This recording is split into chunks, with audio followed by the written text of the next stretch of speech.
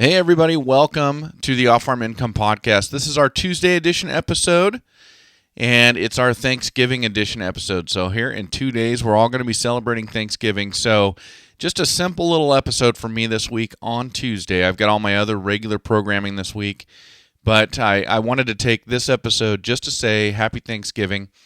I want to let you all know how thankful I really am. I've had an incredible 5 years. So this December will mark the 5-year anniversary of the very first off-farm income podcast that I ever recorded, ever published.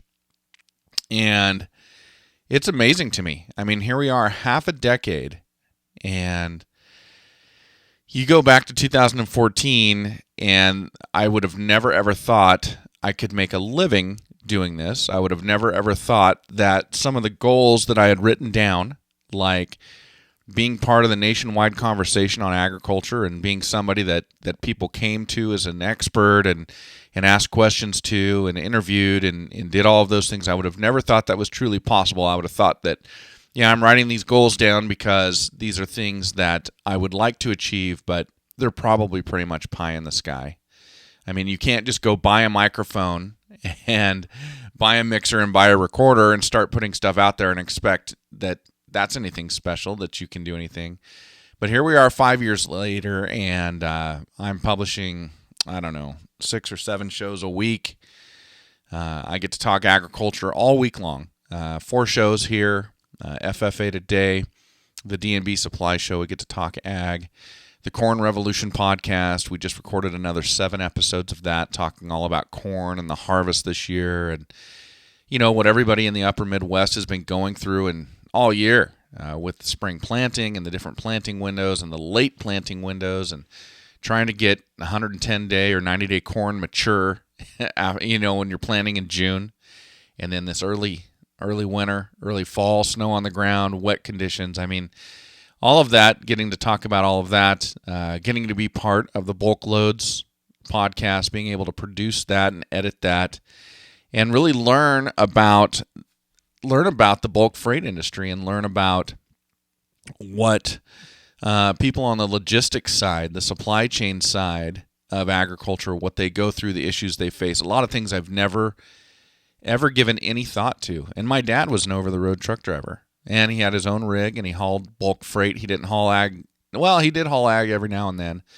But I never dug into that part of it. And so for 5 years now, this has been growing, this has been developing, and now all of a sudden I look at my weekly life. I sit down and I map out, I'm busy, and I sit down and I map out my week, and my week is just all agriculture. And when I get done, when I can get out of my studio, then I get out and I go and I'll fill water troughs or I'll feed cows or whatever and just sit there and watch them eat, watch them kind of roam around and graze. We've got them grazing on our alfalfa right now, and man, what a pleasurable life. Just yesterday, and I live outside of Boise, Idaho. Excuse me. And just yesterday, I was heading to a class I've been taking 2 nights a week, and it's in Boise. It's not far from here. It's on the southwestern kind of outskirts of Boise. And I was heading in there, and when everybody was late. I was the first one there, and everybody showed up late. And everybody's talking about this traffic jam, and there'd been this accident on Interstate 84 at an area where it merges with our downtown connector-type interstate spur. They call it the Flying Y. And for 20 minutes, the entire freeway was blocked. You could not get through going westbound. And westbound at that time of day, I think this crash happened at about 15 after 4 yesterday. That time of day, westbound is Godzilla has invaded. Everybody is leaving Boise, going west, out to the sprawl, out to all of what was once unbelievably rich farm ground, which has all been replaced with houses. And they're heading out that direction to get out to their homes, coming home from work. And so when something like that happens and everything gets shut down, it just creates chaos in Boise because that is the main artery out of Boise. And once you get past the last exit and you get into that Flying Y area, there's not another exit for about 2 miles. And I know this very well from my days as a police officer in that great city. And So everybody was late. Everybody's talking about the traffic. And then there was news reports because the entire city, at least everything that had an artery that hooked up to the connector, was basically shut down because 20 minutes of a stoppage, no vehicles moving, and they just stacked up and stacked up and stacked up, which just created this dragon's tail way into downtown Boise, and then all the side streets where people are trying to skirt around this problem. And you see people talking about it on social media and things like that. Well, anyway, the reason I tell you this is because I had no idea. I spent my day yesterday talking about agriculture on my farm and then outside on my farm. And if I wanted to do something that was off the farm, I ran into CUNA, our small little community, which turns back into a small little community between 8 and 5 Monday through Friday. Because most of the people who live here leave and they go to Boise and they go to work. And it's an unbelievable way to live my life. I'm very, very thankful. And we live close to a sprawling metropolitan area, that's for sure. At least it's a nice one with a low crime rate. And if I had my druthers, we'd be further away from all of this, but I am not in this by myself. And I am very thankful for my wife and for my daughter too. And I wouldn't want to trade that, and I wouldn't want this whole world to be dominated by just what I want. And so I found a way to carve out this niche where I get to stay out here on our farm, and I get to do this. I get to talk with all of you so many times per week, so many times per year. I mean, we're talking 4 times per week now. That is 220 episodes. No, I think it's 208 episodes per year. I mean, that to me just blows my mind. And I am very, very thankful. And honestly, I know I say it all the time. I truly hope you know that I really believe this, that this would not be happening if you weren't listening to this show. Everything that I'm doing, all the different shows I just listed off, the fact that this is how I make my living, the fact that I wasn't caught in that traffic jam somehow yesterday, either as a commuter or still as a police officer, or worse yet, as given up on being an entrepreneur and went back to policing. And there's nothing wrong with that career. It's just not the right one for me. So had I had to have given up on working for myself and gone back to work, that would have been an easy way to go back. And so that may have happened.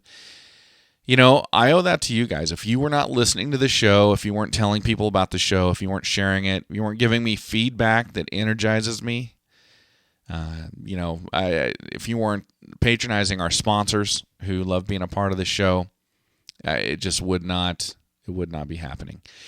And so I want to say thank you. I am extremely thankful. I'm extremely grateful.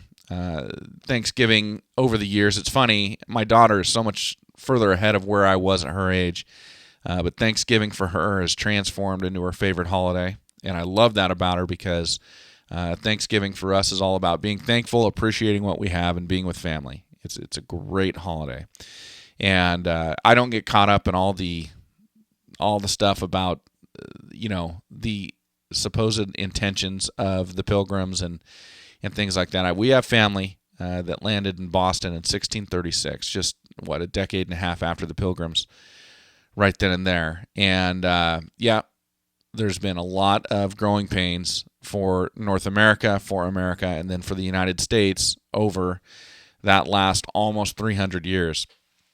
But with that said, somehow we've come to a point where anybody can do what I'm doing now. Anybody can get behind a microphone. They can say whatever they want.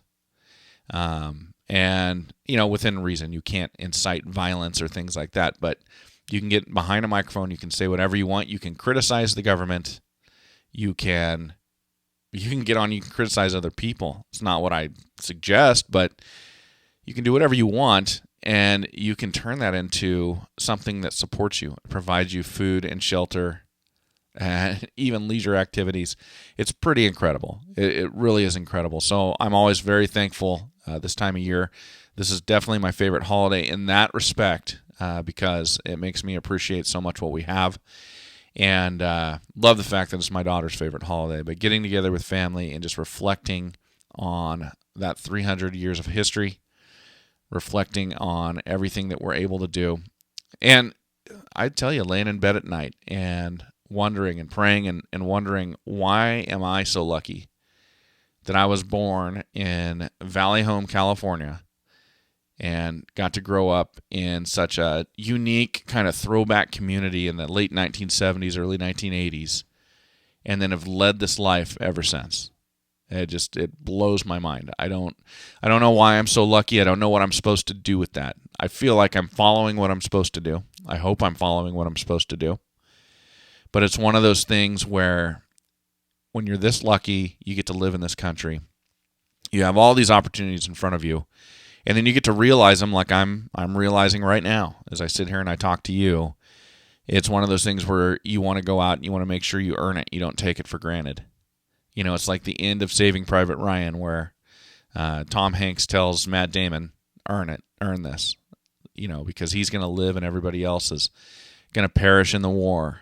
And I feel that same way, that I just don't want to take for granted what I have. I don't know why I get to be born here. I get to live this life in the freest, safest, healthiest, and most prosperous time in world history, and most prosperous country, I should say, in world history.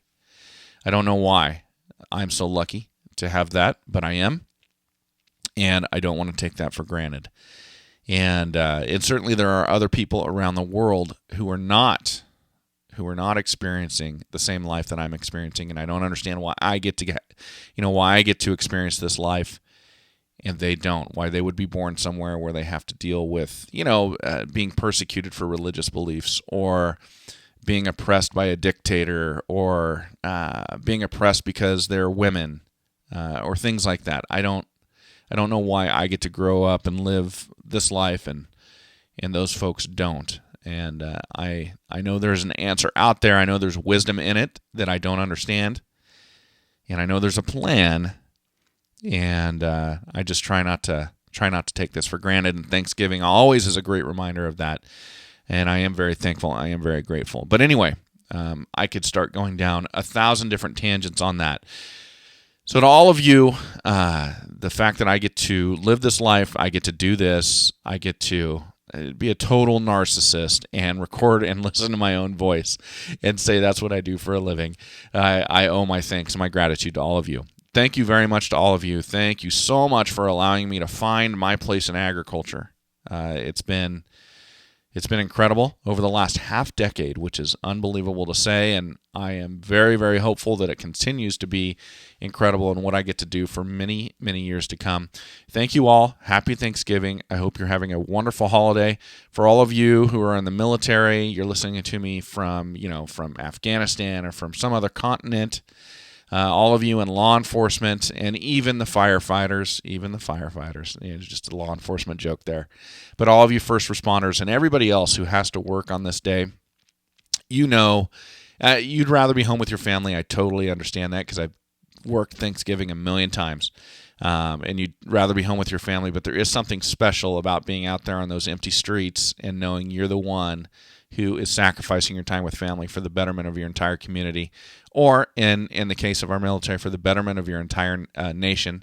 I know how it feels. I know that intrinsic reward, but I also know that longing to be home with your family. Thank you all for what you're doing today. I shouldn't say today. Thank you all for what you will be doing on Thursday, since this is our Tuesday episode. But thank you very much. Very sincere thanks. Very, very grateful for all of you, for this life, for this country, and happy Thanksgiving to all of you. Enjoy. I can't stop the show without saying it.